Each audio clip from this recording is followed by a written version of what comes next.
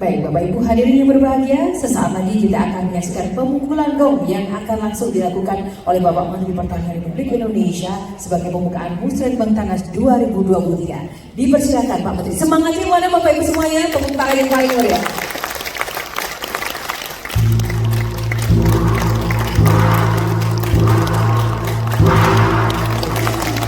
Demikianlah pembukaan dari Musrenbang Tanas 2023 oleh Bapak Menteri Pertanian Republik Indonesia dan didampingi Bapak Wakil Menteri beserta Bapak Sekjen. Terima kasih sekali lagi Bapak Syahrul Yassin Limpo, Bapak Wakil Menteri dan Bapak Sekjen sekaligus seluruh hadirin yang berbahagia.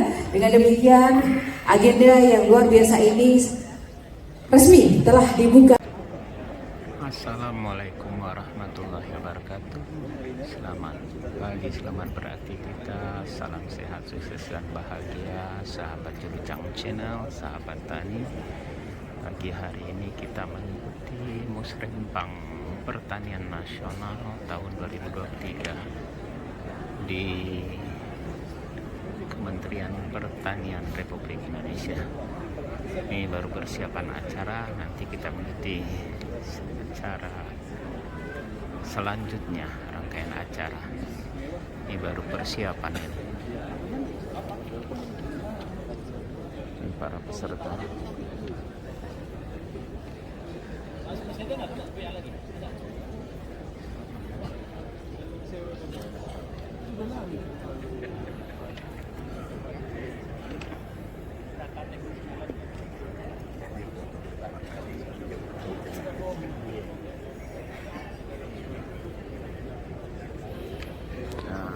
Kita hadir dengan Kabid Prasarana dan Prasarana Dinas Pertanian Kabupaten Rejang Pak Haji Tarmizi mengikuti Musrenbang.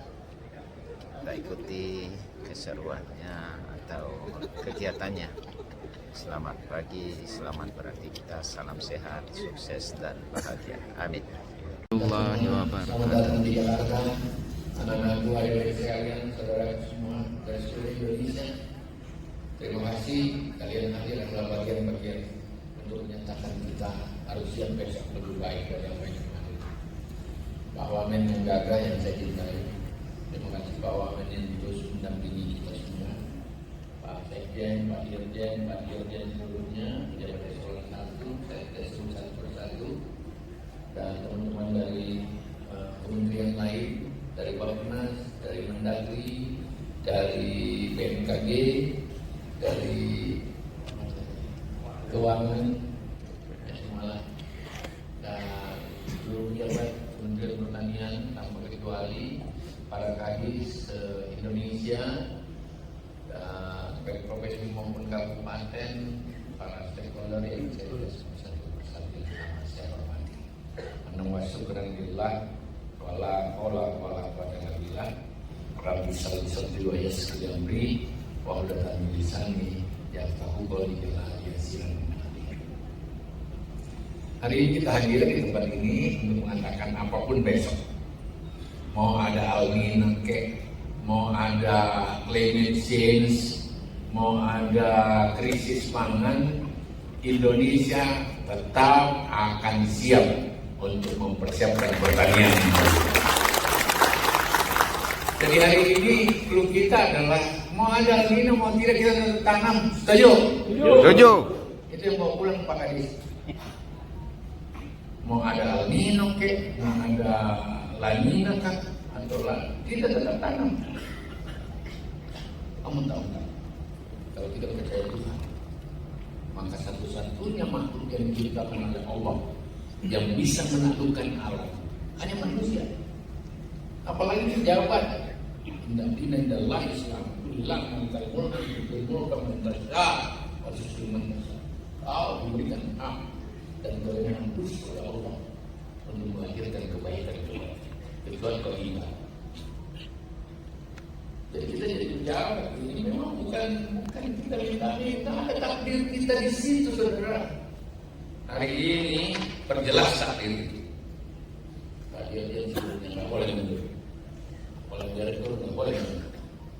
Mau ada El Nino mau ada apakah pertanian Indonesia telah membuktikan COVID kan membuktikan seperti itu. Mana selainnya? Kan semua merah. Semua merah bos. Sektor lain tadi Bapak. Ini bukan data Kementan, data BPS. Ini pertaniannya naik 16,24. Ekspornya next. Kalau orang bilang tadi malam saya marah banget ya di televisi. Neraca ekspor kita naik dari 10% menjadi 18%. Ini datanya apa ini? Kalau nggak hitung baik-baik, mau ngomong aja lu. Datanya ini. Ya Pak Sekjen, ya Pak Wamen. Kalau mau impor aja sekarang. Tetapi ini data. Yang mau debat saja nggak pernah 15% kok. Mana neracanya lagi yang lain? Kasih lihat ada orang-orang dari Indonesia yang sudah kerja keras ini. Masa kita cuma ngomong. Dan memang kebenaran kadang-kadang kebenaran persepsi, saudara. Bukan kebenaran data dan fakta. Bicara-bicara di mana saya nanya, naik 18% dari 10 sampai 18% sekarang. Itu tandanya kita tergantung pada ekspor, impor. Padahal itu nggak betul. Nah, ya, sebetulnya bukan saya yang belajar jauh kemarin. Ini dan Pak Sekjen, tolong terangkan ini dulu saya juga tidak ngerti. Supaya kita jelas daripada pidato-pidato. Ini sahabat Jurjang Channel, sahabat Tani, Pak Presiden kita, Sekretaris Jenderal Kementerian Pertanian. Ini yang biru itu adalah ekspor, yang orange itu adalah impor, yang neracanya semua di atas itu artinya positif, gitu kan? Mana ini? Yang mana? Jadi Bapak Ibu para kandidat semua positif, jadi tidak ada yang negatif ini. Ya, sebagai contoh misalnya di 2022 ekspor kita 658 triliun rupiah yang digambarkan Pak Menteri tadi, impornya 383, surplusnya 275 triliun. Ya, kalau 2022 surplusnya 275 triliun itu surplusnya Bapak Ibu sekalian. Tapi besarnya 658 triliun hanya dari ekspor. Masa begini dibuat negatif? Tidak mungkin lah. Tidak ada ini data BPS bukan datanya Pak Menteri, bukan data petani. Itu Pak Menteri. Terus kemudian kita katanya penyumbang inflasi terbesar. Mana itu datanya? Data inflasi. Dan semua tahu. Kalian sudah kerja dan kalian bicara juga di lapangan. Yang mana yang dimaksud? Siapa? Terangkan lagi Pak Sekjen.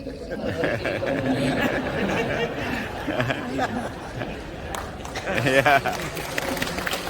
Kalau misalkan cuma dicermati, ini adalah andil artinya kontribusi komoditas pangan kita terhadap inflasi dari Juni 2022 ke Juni 2023 1 tahun.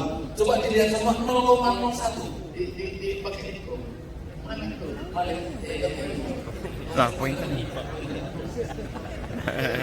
Daripada kecil kita terus ini data Bapak. Pakai pusat Pak di yang tengah ya. Contohnya misalnya daging ayam ras nomor 5. Daging ayam ras nomor 5. Terus Maret 2023 kontribusi ke inflasi hanya 0,01. 0,01 bos. Kecil. Kemudian bawang merah yang biasa tinggi, Pak Dirjen Horti, ini di April 2023 nol. Kontribusinya nol. Biasanya perubahan besar. Nah, kemudian katakanlah cabai rawit 0,02 bahkan sempat deflasi. Yang minus itu 0,05, artinya lawannya dari inflasi. Nah, Bapak Ibu sekalian, ini membuktikan bahwa kita biasanya pangan tertinggi ini sekarang terendah dari dibanding berbagai sektor. Kemarin di Lantas disampaikan oleh Menko dan juga Ibu Menteri Keuangan. Ini gambarannya Bapak Ibu sekalian. Terima kasih. artinya begini, saya sih ngikutnya kayak orang tua beca aja deh. Idul Fitri kurang nggak? Natal kurang nggak? Ketersediaan oke. Kalau harga memang gitu, seandainya masih sama saya selesai nih. Ya mau impor saudara terus kasih salah-salah kita, janganlah. Nah, kau bela-bela saya juga lah, kok dia semua nih. Masih mau bela menteri nggak? Kalau menteri nggak salah, saya perjanjikan berapa? Dan saya tanggung jawab kalau saya itu salah. Saya diajar bapak saya, kalau kau salah, kau tanggung jawab. Nggak ada.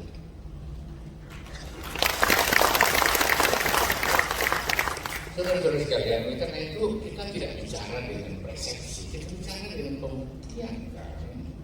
Saya kemarin dapat masalah karena tiba-tiba ya Bapak cek harga telur 40.000, biasanya cuma 32, ya 8 paling tinggi. Oh 40.000, oh dekat saya. Ini gila nih. Terus sampai di Papua juga begitu, tiba-tiba ada 32 di sana, sesuai dengan harga. Oke, sekarang cek Pak Kadis, tolong kau cek berapa telurmu yang tersedia. Tentang cukup lebih. Terus kenapa harganya naik kalau lebih? Ternyata setelah saya suruh cek langsung pada yang mana di tempat itu beli, cek langsung, memang harganya telurnya 40.000 karena itu klien kelas 1. Rupanya ini diam-diam Pak Direktur nggak kasih tahu kalau telur itu ada harganya yang kelas biasa, ada yang pakai omega, ada yang betul seleksi, ada yang sudah dalam packaging. Ditanya itu dalam packaging 40.000, cocok juga. Saya ditanya, Pak Mentan, harga itu cocok nggak? Saya bilang itu Pak, harga yang paling wajar. Semua harga sekarang ini menurut saya, karena saya harus bilang tentang saya loh, harga yang wajar kan. Yang harus kau cek, tersedia nggak Pak Kadis? Tersedia. Nah gitu ya. Oleh karena itu musrembang itu kira-kira begitu lah. Besok kau siapkan baik-baik Pak Kadis. Kau kasih tahu kita bahwa sorti nggak usah manja-manja, yang tidak perlu, no news is good news, jalan aja, yakin. Kalau kita lurus ikhlas saja, jujur saja, lurus saja, kerja optimal, ada Tuhan kok. Betul? Betul. Aku mau dipilih, saya nggak pernah tinggal. Pak Dirjen mana ada tinggal? Terluasnya Indonesia kan orang nggak lihat kayak gimana. Aku biasa nangis di atas pesawat, di atas mobil. Sama dengan nangisnya orang-orang kalian di lapangan. Dan hasilnya oke. Mau lihat hasilnya? Mana? Yang 2023 ini aman nggak pangan kita? Kasih lihat dong. Ini neracanya. Yang mana? Mau beras ada. Akumulasi terakhir, neraca terakhir kita masih overstock 9 juta kok. El Nino kira-kira kita kekurangan 1,5 juta, kira terjelek. Berarti ada 500.000 hektar yang kita persiapkan terburuk. Kan tesa, antitesa, sintesa kita sudah hitung. Nah ini. Jadi Januari Desember menurut kita oke. Tapi nggak boleh pede. Betul. Orang pede itu orang sombong, orang yang tidak ngerti ada Tuhan di atasnya. Tetapi optimisme juga harus dimunculkan dari hasil kerja. Pakai otak kita kan, gitu Pak Wamen. Jagung juga seperti itu. Ini rancangannya. Jagung stok yang tahun lalu 3 juta. Perkiraan produksi kita 17 juta kan Pak Dirjennya. Dia tenang-tenang. Kemudian 1,4 itu kebutuhan atau yang kita makan kita pakai 16 juta. yang bulanan itu 1,4. Ada impor memang itu jangan sweet nanti kau terangkan lagi. Kemudian kita masih akan lagi 4 juta. Yang mana? Memang dari ada bawang putih, memang bawang putih ini impor memang itu 593. Kenapa impor? Bawang putih itu adalah komoditas yang hadir pada negara subtropis yang dinginnya tinggi. Indonesia bisa tanam di gunung-gunung boleh, tapi dia kecil. Kenapa? Kelembabannya berbeda. Oleh karena itu kalau kita porsir itu kita kalah. Dan semua menyarankan kita perkuat di bawang merah kita. Iya. Karena akhirnya kalau kita porsir itu kalah petani kita dapatnya dibandingkan nanti ada yang impor, kecuali kita memang mengatakan jangan impor. Bisa paham ini, Pak Kadis? Paham. Jadi kalau ada undang kenapa bukan bawang putih masa tidak bisa? Bisa, tetapi dia cocoknya karena dia lebih besar. Walaupun daya sengatnya, daya enaknya jauh lebih yang kita punya. Tapi kan ini kepentingan konsumen yang banyak ibu-ibu itu kan dikasih pilih kamu beli yang lokal ya, dia pilih yang besar. Akhirnya bersoal kita dengan harga dan harga. Ada persoalan di daging sapi dan kerbau, ada persoalan di gula kristal, ada persoalan di kedelai. Kedelai ya karena kita sekian tahun setelah IMF, setelah Orde Baru dipaksakan untuk beli dari IMF lah. Nah sekarang baru kita sadar. Tapi ini kan tidak bisa seperti membalik tangan. Karena harga kedelai dengan harga jagung berbeda. Rakyat disuruh tanam kedelai hanya 2-3 ton, rakyat disuruh tanam jagung 6-7 ton, harganya sama, gak mau lah. Zaman Orde Baru bisa, kedelai itu tetap kena disubsidi sama dengan harga beras. Saudara. Sekarang kalau subsidi, oke lah. Karena lagi ngomongnya Pak Wamen. Kode-kode saya kalau saya sudah punya agak-agak terkeraman saya sedikit ini. Maafkan aku adikku, aku sayang banget sama kalian. Ya, doakan komentar kalian. Amin, amin. Saudara-saudara sekalian, oleh karena itu lihat secara barang pokok, jadi orang desa yang menuju ibu itu insya Allah. Ya, ini kita berbicara lagi. Masih ada beberapa barang perlu diimpor, betul. Kedelai, bawang putih, daging sapi dan sudah terjadi stockingnya. Ada.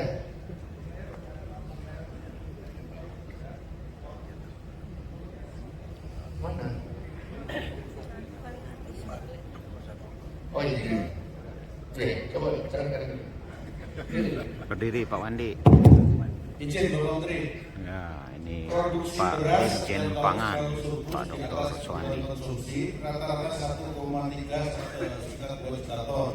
Nah, untuk tahun 2022 akhir ada impor sedikit, sekarang meluncur diprediksi untuk 2023 1,1 juta ton Bapak. Tapi itu bukan karena faktor produksi, karena produksi surplus. Sedangkan kita juga tiap tahun ada ekspor beras, yaitu beras premium termasuk beras organik, hampir 3.000 ton setiap tahun itu ada. Sesuai ada wilayah. Terima kasih. Jadi itu begini, impor dan ekspor itu dari perdagangan dunia nggak boleh kita terus-terus ekspor kita sawit kita ke India, kita tidak impor beras juga dari sana. Jadi juga harus dipikirkan kemudian ada masalah konsumen dan yang lain. Saudara-saudara sekalian, oleh karena itu dari neraca ini saya lihat ya, aku bisa katakan. Kemudian kalau begitu El Nino itu akan mengancam kita berapa persen? Pak Wandi, El Nino kita sekarang menurut BPS perkiraannya sekarang sudah terjadi berapa 10.000 hektar. Prognosa BPS Januari sampai Agustus ini Bapak, itu yang kena musuh 61.000 hektar. Puso, sehingga luas panen yang ada sekarang 7,7 juta hektar sebelah kiri Bapak sampai Agustus. Luas panen yang dicapai paling kiri, luas panen total di bawah itu warna hijau 7,7 juta hektar dari target 10,7 Pak. Nanti sampai Desember 10, sekian juta hektar.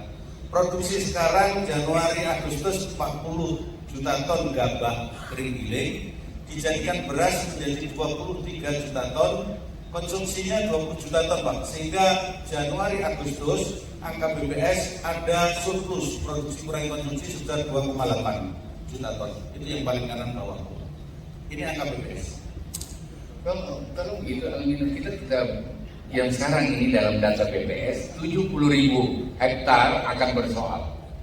Terus kita sudah punya puso 60.000 hektar. Berarti berapa kali ini?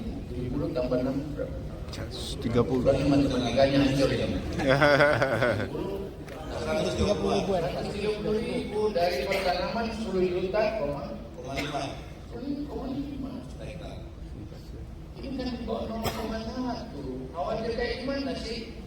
Ya, tapi tidak boleh pede. Sekali lagi, kalau begitu kurang lebih angkat saja akan bersoal 500.000 hektar. Ya tidak ada 130 kan? 500.000 yuk kita sepakati sebentar. Serang itu. Gitu Pak Sekjen, Pak Dirjen, Pak Wamen. Berarti tidak ada kabupaten di Indonesia tidak mengenergi dirinya sampai 1.000 hektar. Satu kabupaten 1.000 Pak Kadis. Nggak kecil itu kalau Kadis 1.000 hektar kok. Rata-rata kalian punya di sana kan 60, 80 sampai 200.000 hektar. Satu provinsi. Kalau begitu 1.000 hektar itu konsentrasi. Pak Dirjen seluruhnya ini menjadi kesepakatan 1.000 hektar itu dipoligronkan di mana, jelaskan kalau 1.000 hektar lahannya di mana, CPTL-nya seperti apa, dikelompokkan seperti apa, agenda aksinya apa. Dari 1.000 hektar ini hari kita sepakati, yang nggak mau sepakat dan tanda tangan boleh kita abaikan aja Pak Sekjen. Tapi yang mau sepakat tanda tangan itu. Tidak boleh pulang kalau tidak tanda tangan. Saya cari kok sampai di rumahmu nanti. Asik. Gitu Pak Sekjen, Pak Wamen, 1.000 hektar. Jadi kita ganti yang 130 itu katakanlah masih ada El Nino di Agustus yang luar biasa. Ada lagi El Nino sampai September yang luar biasa. Naik lagi sampai November. Oke. Tidak apa-apa, ganti sampai 500. Kita jadikan ini pukulan menjadi tangkisan yang kuat. 1.000 hektar kok. Baru ada artinya rakorban nas apa-apa namanya ini. Kalau 1.000 hektar itu kau sepakati. Ya. Saudara-saudara sekalian, oleh karena itu 1.000 hektar itu kali 7 ton per hektar 6 ton, berapa itu? Jadi 540, katakanlah 500.000 hektar kali 6 ton berarti 6 kali 5, 30 juta. 3 juta kali beras 1,5 juta. Selesai. 1,5 juta ton beras. Selesai. Nah, tidak ada artinya musremang ini kalau tidak sepakat. Kalau ada komplain ayo kita. Nah, satu. Boleh lebih, boleh. Apalagi kalau memang daerahnya daerah yang kacau. Daerah kacau itu daerah merah. Oleh karena itu, Bapak sekalian yang saya hormati, saya berharap roadmap menghadapi El Nino, dan menghadapi krisis pangan, Pak Kadis jangan bulan dulu buat ini selesaikan di sini, dibantu oleh para direktur dari semua komoditi termasuk Irjen. Jangan terlalu banyak diskusi, rapat-rapat, banyak sekali bicara. Tentu di sana sudah kamu semua daerah. Bukan kepala desa ini, itu ada aman. Semua daerah pasti ada daerah hijaunya, masih ada air, masih oke air, masih cukup air. Daerah hijau. Ada daerah kuning, pas-pas airnya. Daerah kuning mana? Pas-pas airnya. Apa yang harus dilakukan? Harus ada kreativitas dan terobosan di daerah kuning yang pas-pasan. Antara lain, itu Alsintan. Aku punya daerah tapi daerah merah. Berapa banyak daerah? Udah daerah merah. Ya kita tinggal tanggung itu. Kalau satu yang daerah merah itu kasih dia lumbung pangan di situ. Mulai sekarang simpan beras di situ. Begitu cara berpikir saya, Bapak. Ya. Jadi daerah hijau pertahankan bosnya sehingga 1000 hektar itu ada di daerah itu. Maka dalam kepentingan nasional, tidak maaf saya salah, saya cuma butuh 9 provinsi Pak Dirjen, Pak Direktur untuk menyelesaikan masalah ini. 9 provinsi, daftar sini yang mau. Bahkan 5 provinsi utama. Di mana aja kita selesaikan. Maaf, saya pernah menghadapi El Nino di 2015 yang paling dasar. Maafkan saya bukan riak, Pak Sekjen, Pak Dirjen, Pak Wamen. Saya dapat bintang maaf terus dari situ. Provinsi Sulawesi Selatan overstocknya sampai 2 juta, saudara. Dan saya membagikan beras saya di 17 provinsi. Saya dapat bintang maaf terus. Ini kok ketemu lagi nih. Mungkin itu juga yang membuat saya jadi Menteri Pertanian. Alhamdulillah. Nggak dibuat-buat. Jadi kadang-kadang kalau ada ombak, kalau kita mampu berselancar dengan baik, semua akan lebih indah dari apa yang ada. Dan Pak Kadis, kalian janji sama saya lah, ini menembus langit, saudara. Kau baik sama petani, insya Allah Allah membalas kita dengan kebaikan, bukan uang, bukan korupsi, bukan. Pasti ada Tuhan di balik semua. Minimal kita bisa mengatakan kalau orang senang, ya kehidupan kita lebih baik. Maaf Bapak. Oleh karena itu saya sudah minta tidak ada Kadis tidak gunakan 50 miliar bersama Pak Bupati untuk Alsintan. Pak Dirjen PSP. Gimana itu? Coba terangkan dulu.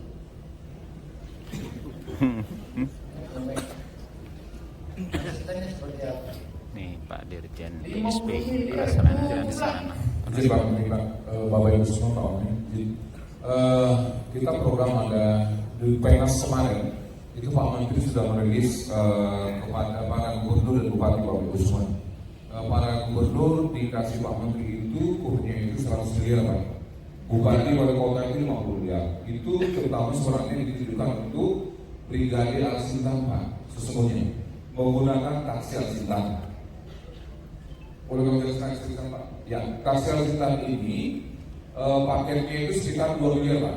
Satu paket taksi Alsintan ini 2 miliar. Nah di dalamnya itu ada traktor roda 2, ada poti bangku, pompa air, pompa interkoster dan sebagainya. Tapi ini coverage area sekitar 200 hektar dan itu tidak terkunci jenis Alsintannya. Bapak Ibu boleh pilih yang mana yang sesuai dengan daerah Bapak Ibu semua. Nah itulah harusnya ada di semua kabupaten kota untuk dijadikan Brigadir Alsintan. Nah itu Pak, itu baru stimulan dari Pak Menteri lah, 50 per kabupaten kota dan 100 per provinsi. Kalau Bapak mau lebih masih bisa lagi oleh Pak Menteri Pak. Izin Pak, makasih. Cara menjalankannya tapi belum tentu enak kalau dilaksanakan. Kalau sama-sama Pak Menteri, itu semua kalau itu yang terkait itu kami itu pasti turun.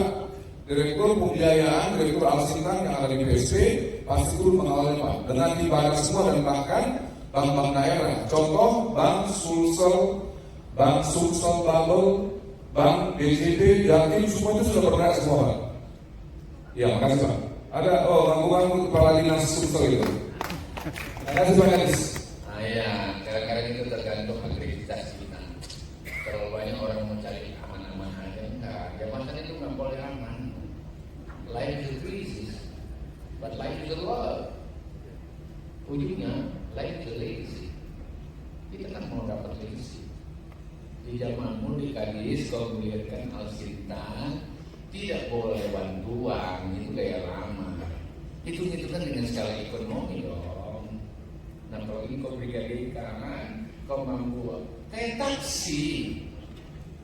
Taksi itu nggak ada yang tidak untung, kecuali nabrak kiri, nabrak kanan, atau hanya jemput janda gratis semua.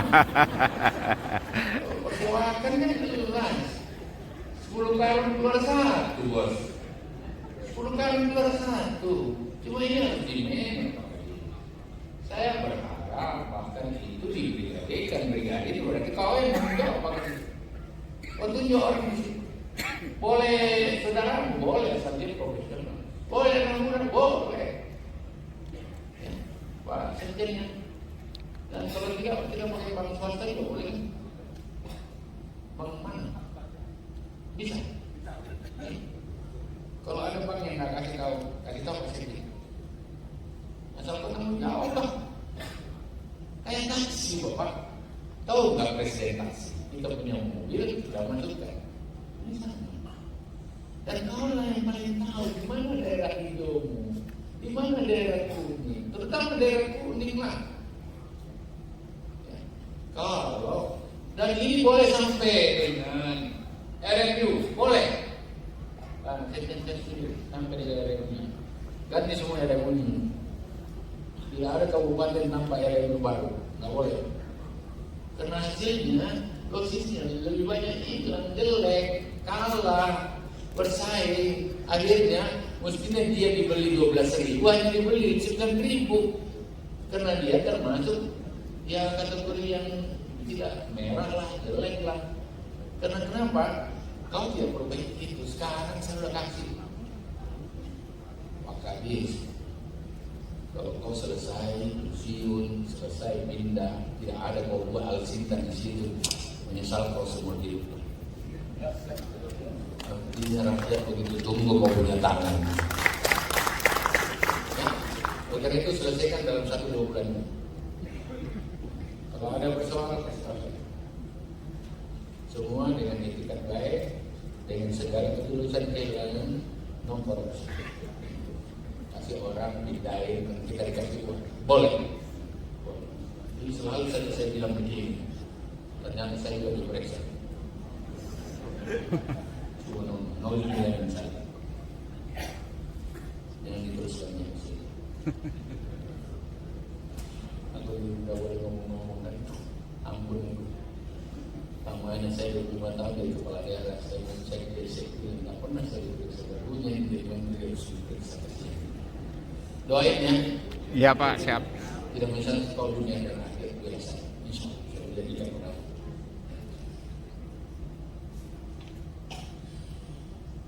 Kalau begitu Pak Sekjen, Pak Dirjen seluruhnya yang sudah diedit 1.000 hektar itu kan boleh kita integrated farm dong. Tidak hanya padi.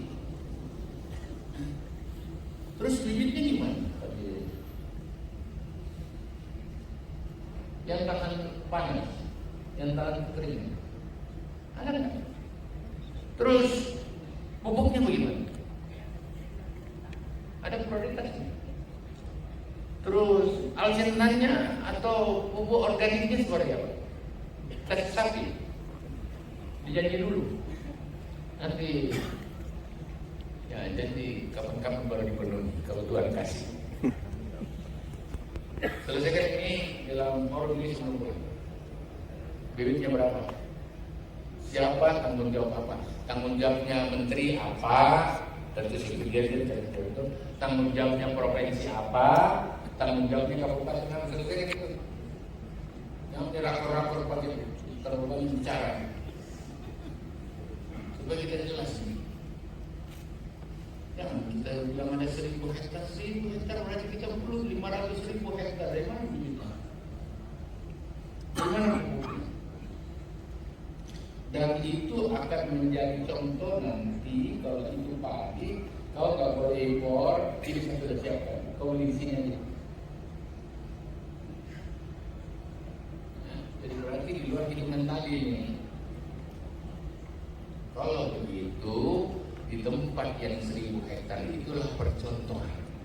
itulah lokomotif Pak di provinsi. Jadi harus dibuat betul. Bolehkah ada percontohan kabupaten yang 1.000 hektar kabupaten, adakah provinsi pun? Harus ada. Sehingga jangan dua provinsi juga. Bolehkah kementerian boleh? Buatkan dong. Aku di Jabodetabek ini. Pak Dirjen Horti, BPSDM, kita buat sendiri. Jangan kita cuma nyuruh orang, kita nggak tahu juga buat. Jibban turun. Ya. Dari sekira itu dan berapa minggu banyak sekali perintah pun belum tentu dilaksanakan lagi. Ya, jangan pulang kalau tadi sudah selesai dengan 10 hektar. Jangan pulang kalau diskusi tentang milik, pupuk, kalsium tidak selesai. Jangan pulang. Ada gunanya musrepang dulu. Kemudian buatkan saya roadmap daerah. Selesaikan sekarang juga. Kalau kau kadis yang baik, kau sudah tahu daerahmu. Oh, Tinggi Moncong itu masih daerah hijau. Oh, Pontonombo itu udah daerah merah. Saya ini bukan zaman loh, masih hafal. Sungainya di sini tinggal mau dibendung sedikit. Sungainya di sini harus dibuatkan membran sedikit untuk airnya ada. Ini bisa. Ngambilnya uangnya dari sini, bisa. Selesaikan tabek-tabek Pak Kadis. Yang pulang Bapak selesaikan itu. Mana daerah merahmu, mana daerah hijaumu, pasti ada. Yang mana yang 1.000 hektar. Kemudian yang memang wanti-wanti ini tugas kabupaten. Dan kasih tahu saya kalau ada yang bersoal di daerah merah harus masih memberasiswa. Apapun. Jangan juga kau manjakan orang-orang yang bukan daerah merah, kau suruh daerah merah. Dia tidak tanam nanti, kau juga yang salah. Ada juga orang pikirannya seperti itu. Dia kira bagus kalau minta-minta, padahal enggak. Tapi harus sebagai pemerintah harus ada cadangan dong. Dan cadangan itu harus diambil dari daerah sendiri, tidak dari luar daerah. Kalau begitu, kau harus ada budak yang kau sewa di situ selama 3-4 bulan. Karena saya berharap kalau memang itu sampai September. Maju-maju Oktober, November is okay. Tapi Januari kita sudah mulai panen dong. Berarti kan cuma 4 bulan nih. Sewa aja itu gudang bulog gudangnya siapa di situ. Hanya 40 ton kalau satu desa. Kalau satu kabupaten kira-kira keluar masuk ya 100-200 ton lah. Berapa itu kali berapa? Bisa. Cuma kalau perlu bicara sama kita di sini. Ini Pak, ceritanya material ini cuma ngomong aja, nggak tahu dari mana uangnya lagi. Yang terakhir adalah hilirisasi. Indonesia yang baik kalau besok industri bisa menjadi penopang ekonomi kita. Gak ada lagi, apalagi dengan situasi likuiditas ekonomi yang baik. Saya bilang sama Pak Presiden, yang paling siap untuk menjadi industri penopang itu adalah industri pangan. Kalau begitu salah tidak boleh pulang, tapi dikasih relax sampai. Kalau tidak ada komitmen buat hilirisasi. Setiap kabupaten, provinsi, kalau provinsi harus sampai 10 hilirisasinya, kalau kabupaten harus 5. Apa yang bentuk hilirisasi itu antara lain? Gula kemarin, kebunnya udah ada, pabriknya udah ada, udah 4 tahun nggak bisa nyala, dia perkebunan kasih nyala itu. Backup, nyala. Gula. Kita impor gula juga 800.000 ton. Kenapa enggak kita? Mungkin ada yang sudah mati itu di tempat industri kasih yuk. Ya, singkong, pisang, tahu lah. Tapi yang menurut saya itu industri yang laku dijual. Jangan buat keripik semua. Pisang keripik semua. Tidak ada itu bedak dari pisang. Masker ya. Masker. Gak tahu, ada yang buat farmasinya lah. Jadi saya berharap itu menjadi PR. Saya berharap tidak ada provinsi, tidak 10 kemudian. Bicarakan sama saya Saya lagi berusaha Pak Wamen, tolong bantu Pak rumahnya ada dirjen hilirisasi. Ini yang kurang kita baca. Kalau ada yang dirjen hilirisasi ada yang ngurus gitu. Ini hilirisasi buat sendiri nggak tahu yang bisa dijual yang mana sih. Mungkin menurut saya salah satu kesepakatan itu buat rapat lagi kita mengenai hilirisasi, khusus untuk hilirisasi. Dan ini harus masuk ya akhir bulan ini atau awal bulan selesai. Agustus itu saya berharap tidak ada kabupaten, tidak ada provinsi yang tidak memperlihatkan hilirisasi. Salah satu hilirisasi Walet, Pak karantina. Nah, ada sarang Waletmu, udah jadi botol ikan. Ada ayam yang akan oke kan? Setiap provinsi ada ayamnya sampai katakanlah 1 juta ekor yang ada. Kenapa bukan jadi nonton? Kenapa kita banyak sekali telur, tapi nggak pernah buat tepung telur? Semua yang kita pakai mesin dan lain-lain itu impor kan? Kenapa? Kita tidak perlu terlalu capek, terlalu sibuk ya. Oleh karena itu Kalimantan Selatan, ya, kau biasa itu saya buru sampai rumah kalau jago banget di video blognya sih terlalu dilakukan, tetapi kayaknya prestasinya masih harus ya. Saya kira itu ada sekalian maafkan saya kalau kalian seperti ini. Saya merasa kalian itu adalah saya, kalian kita, dan saya terlalu optimis sepanjang kita kompak, kita satu visi. Saya ingin menutup ini dengan hal yang pertama. Yang pertama itu cara pandang kita harus sama. Ini penting sekali Pak Wamen, Pak Irjen, Pak. Cara pandang kita hari ini menghadapi kepentingan bangsa dalam turbulensi alam dan turbulensi krisis pangan dunia yang memang disuarakan. Cara pandang kita adalah pejuang bangsa. Setuju? Setuju. Bukan karena kita digaji, bukan karena kita dinas. Dan orang yang namanya pejuang itu atau pahlawan bekerja melampaui fungsi tugas yang ada.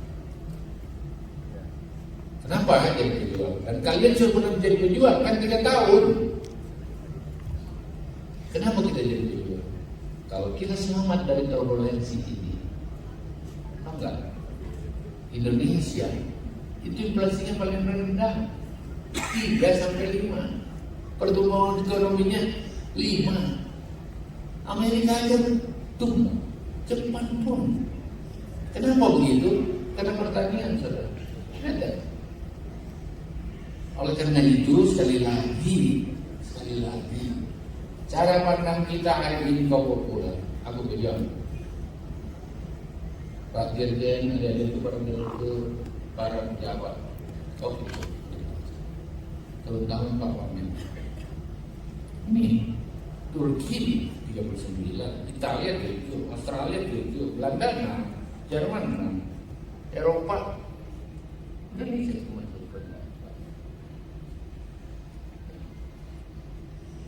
Pertumbuhan ekonominya bagus, inflasi kita rendah. Kenapa? Makanan cukup, saudara. Kalau orang 1 minggu 2 minggu ke depan tidak tahu beras mau ambil di mana, ngaco itu, ribut itu. Katanya aman-aman, dinamika politik aman, tidak ada gejolak apa-apa karena makan. Yang kedua, jadi cara pandang we are hero of the nation. Kita adalah pejuang bangsa. I am serious. Kita berjuang. Orang menghargai atau tidak urusan lain. Kalian itu bertanggung jawab pada sekian ratus ribu orang yang ada di kabupatenmu, di provinsimu. Pak Dirjen, kalian itu Yang kedua, kalau begitu, Sir Bill Vision, ada visi bersama. Salah satu visi bersama, pangan tidak boleh bersoal di daerah. Catat itu, pangan tidak boleh bersoal di daerah. Pangan tidak boleh bersoal itu kalau memang tidak ada di daerahmu.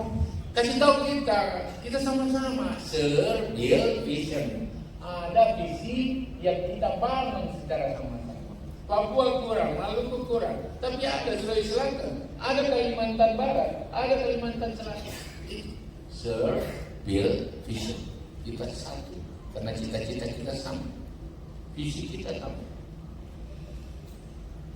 Yang ketiga adalah kita akan jadi pemimpin-pemimpin yang cerdas, yang bisa mampu ini. Artinya begini, kalau pemimpinnya lari jangan marah, anak buah bisa bertahan. Leadership must be smart. Kalian ada pemimpin di depanmu, jangan ada mundur. Ada menteri di belakangmu, ada wamen di belakangmu. Ada ketentangan pasti. Kita ada. Dan yang keempat adalah learning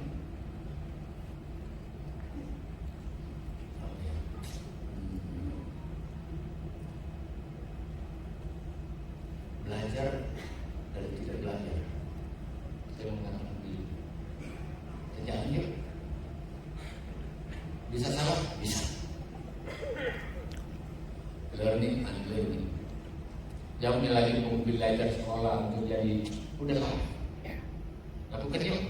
Mulai besok kita jalan. Mulai dari mapping merah itu apa nih? Subjek, objek, metodenya apa? Oh, merah. Kalau begitu subjeknya itu udah. Objeknya itu di mana? Harus ditaruh di kecamatan A. Metodenya pinjam, sewa, perbaiki sedikit. Itu kami objek metode. Learning and learning. Belajar dari cara orang yang bisa bikin. Oh, kenapa di Cirebon sukses ya? Kalau gitu saya harus belajar di Cirebon yuk. Datanglah, bawa itu bawa ke situ, sama-sama mau bawa situ. Gak usah pakai belajar yang terlalu serius-serius itu. Apalagi sekarang bisa dengan virtual, dengan digital. Yang terakhir, jangan dia mundur. Semangat terus. Kalau kau ciut, ya selesai kasus. Dan itu berarti kalian sia-sia untuk ketemu saya di sini. Artinya, lakukan dengan disiplin. Ada timetable. Ini sampai Agustus September puncak panen. Kalau gitu, saya pulang dari sini sudah seperti apa nih? Gak boleh tidak ada hari tanpa langkah, tidak ada jam tanpa inisial. Pak Sekjen, Pak Dirjen, Pak Direktur seperti itu. Tidak ada hari tanpa langkah, tidak ada jam tanpa bereksersis. Saya tunggu, kita tidak boleh kalah dengan tantangan-tantangan yang ada. Lakukan dengan penuh hati, ketulusan, keikhlasan. Insya Allah Tuhan bersama kita. Amin. Terima kasih. Selamat melakukan rapat koordinasi pembangunan nasional yang ada Musrem Bantan Nasional 2003. Ridha Allah bersama kita. Amin. Dan sekaligus memohon inayah, maghfirah dan syafaat Allah. Amin. Agar semua niat baik ini dikabulkan, ditolong, dibimbing dan didapatkan rahmat dari Tuhan yang alam. Terima kasih. Selamat Musrem Bantan. Dan dengan resmi hari ini saya nyatakan kita buka dengan ucapan Bismillahirrahmanirrahim. Bismillahirrahmanirrahim. Terima kasih sekian. Assalamualaikum warahmatullahi wabarakatuh.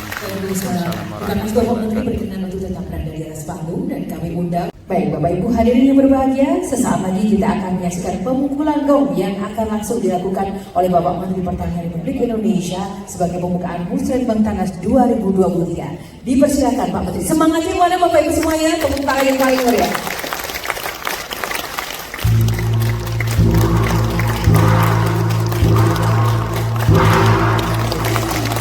Demikianlah pembukaan dari Musrembang Tanas 2023 oleh Bapak Menteri Pertanian Republik Indonesia dan didampingi Bapak Wakil Menteri beserta Bapak Sekjen. Terima kasih sekali lagi Bapak Syahrul Yassin Limpo, Bapak Wakil Menteri dan Bapak Sekjen sekaligus seluruh hadirin berbahagia. Dengan demikian agenda yang luar biasa ini resmi telah dibuka.